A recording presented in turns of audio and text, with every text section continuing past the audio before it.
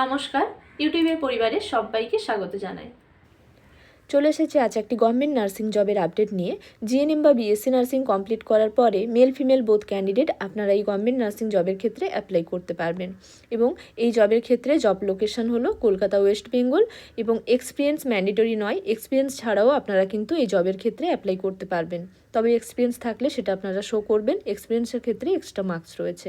এর পাশাপাশি এই রিক্রুটমেন্টের ক্ষেত্রে কতগুলি পোস্ট রয়েছে, মান্থলি স্যালারি কী রয়েছে, এজ লিমিট কী রয়েছে, সিলেকশন ক্রাইটেরিয়া কীভাবে অ্যাপ্লাই করবেন, ফর্ম ফিল আপের সময় কী কী ডকুমেন্টস লাগবে, সমস্ত ডিটেলস নিয়ে আজ আমি আপনাদের সঙ্গে আলোচনা করব। ভিডিওটি স্কিপ না করে আপনারা শেষ পর্যন্ত দেখতে থাকুন। আশা করি এই ভিডিওটি আপনাদের জন্য হেল্পফুল হবে। সবার প্রথমে চলে আসি, এই রিক্রুটমেন্টটি রয়েছে কলকাতা মিউনিসিপ্যাল কর্পোরেশনের under Kolkata city national urban health mission society. এবং এই যে রিক্রুটমেন্টটি রয়েছে, এই রিক্রুটমেন্টটি কিন্তু কন্ট্রাকচুয়াল রিক্রুটমেন্ট। স্টাফ নার্সের পোস্ট রয়েছে এবং কোথায় রয়েছে সেটা খিদিরপুর, কলকাতার খিদিরপুরে আরবান কমিউনিটি হেলথ সেন্টারের জন্য এই recruitment under Kolkata city national urban health mission society. এবং এই রিক্রুটমেন্টের ক্ষেত্রে ফর্ম ফিল আপ অনলাইনেই করতে হবে। অনলাইন ফর্ম ফিল আপ এখনও শুরু হয়নি, শুরু হবে।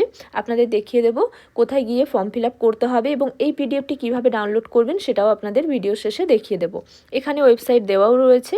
এর পাশাপাশি এখানে বলা রয়েছে কিন্তু ফর্ম ফিল আপের ইম্পর্টেন্ট ডেট।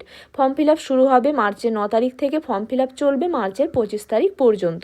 এই রিক্রুটমেন্টের ক্ষেত্রে টোটাল ভ্যাকেন্সি রয়েছে, সিট রয়েছে 86 টোটাল পোস্ট। নেক্সট আনরিজার্ভ ক্যান্ডিডেটের ক্ষেত্রে 33 পোস্ট রয়েছে। আনরিজার্ভ মেরিটোরিয়াস স্পোর্টস পার্সনের ক্ষেত্রে 2টি পোস্ট রয়েছে। আনরিজার্ভ পার্সন উইথ ডিসেবিলিটি লো ভিশনের ক্ষেত্রে 1টি post. Unreserved person with disability hard of hearing 1টি পোস্ট রয়েছে। আনরিজার্ভ পিডাব্লিউডি মাল্টিপল এক্ষেত্রে 1টি পোস্ট রয়েছে। ইকোনমিক্যালি উইকার সেকশন ইডাব্লিউএস এর ক্ষেত্রে কতগুলি পোস্ট রয়েছে চলুন দেখে নেওয়া যাক। 8টি পোস্ট রয়েছে।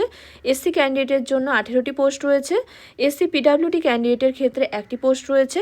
এসটি ক্যান্ডিডেটের ক্ষেত্রে 6টি পোস্ট রয়েছে। ওবিসি এ ক্যান্ডিডেটের জন্য 8টি পোস্ট রয়েছে এবং ওবিসি বি ক্যান্ডিডেটের ক্ষেত্রে 7টি পোস্ট রয়েছে।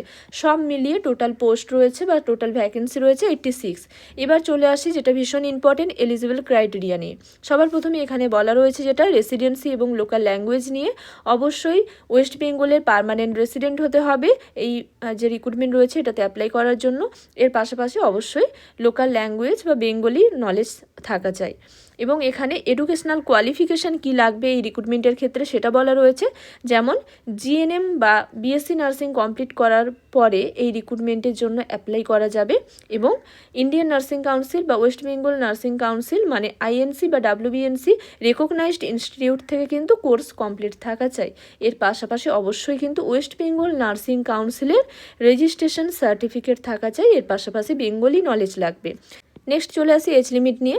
1 জানুয়ারি 2026 অনুযায়ী এজ লিমিট হলো 40 ইয়ার্স।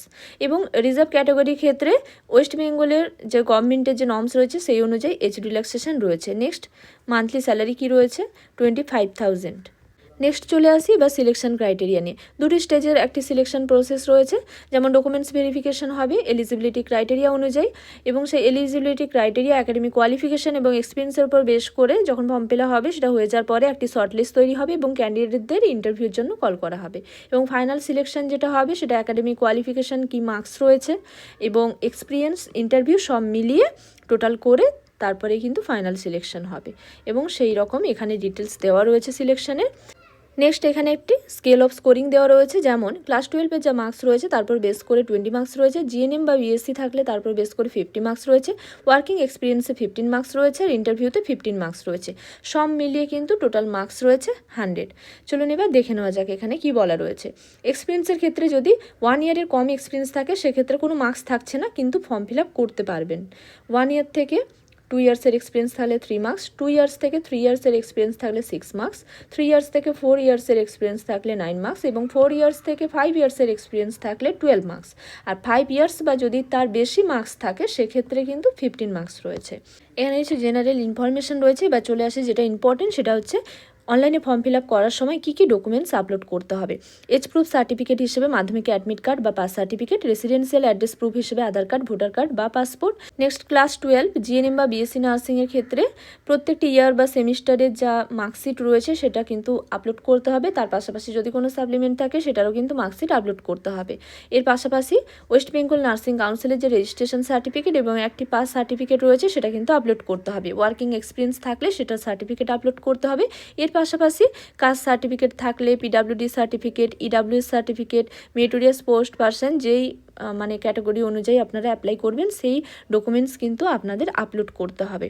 এবার চলে আসি, যখন ডকুমেন্টস ভেরিফিকেশান হবে তখন কিন্তু অবশ্যই সমস্ত ডকুমেন্টস যা রয়েছে অরিজিনাল আপনাদের কিন্তু নিয়ে যেতে হবে এবং সেগুলো জেরক্স করে ফটোকপিও নিয়ে যেতে হবে এবং অনলাইনে যখন ফর্ম ফিল আপ করবেন সেটার যে প্রিন্ট আউট কপি সেটাও কিন্তু আপনাদের নিয়ে যেতে হবে যখন ডকুমেন্টস ভেরিফিকেশান হবে।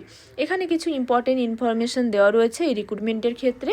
যেমন এই রিক্রুটমেন্টের ক্ষেত্রে যেটা এখানে ইম্পর্টেন্ট, ফর্ম ফিল আপ করার পরে হার্ড কপি বা প্রিন্ট আউট কপি কিন্তু মানে বাই পোস্টে সেন্ড করার কোনো প্রয়োজন নেই।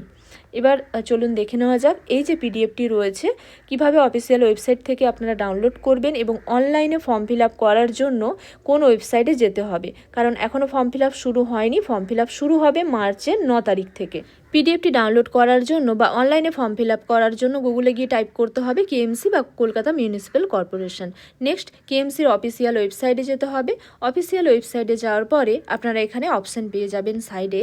এখানে দেখুন রয়েছে রিক্রুটমেন্ট রেজাল্ট অর ট্রেনিং, এখানে ক্লিক করতে হবে। এখানে ক্লিক করার পরেই আপনারা এখানে বেশ কিছু ডেসক্রিপশান রয়েছে। এখানে আপনারা দেখতে পাচ্ছেন engagement of 86 number of staff nurse, যেটা প্রথমে রয়েছে contractual staff nurse for Khidirpur urban community health centre, এখানে ক্লিক করতে হবে। নেক্সট এখানে অনলাইনে ফর্ম ফিল আপ করার জন্য অনলাইন অ্যাপ্লিকেশনের অপশান রয়েছে, এখানে ক্লিক করতে হবে। ক্লিক করার পরে এখানে কন্টিনিউ করতে হবে। নেক্সট এইভাবে ফর্ম ফিল আপের জন্য এই লিঙ্ক রয়েছে।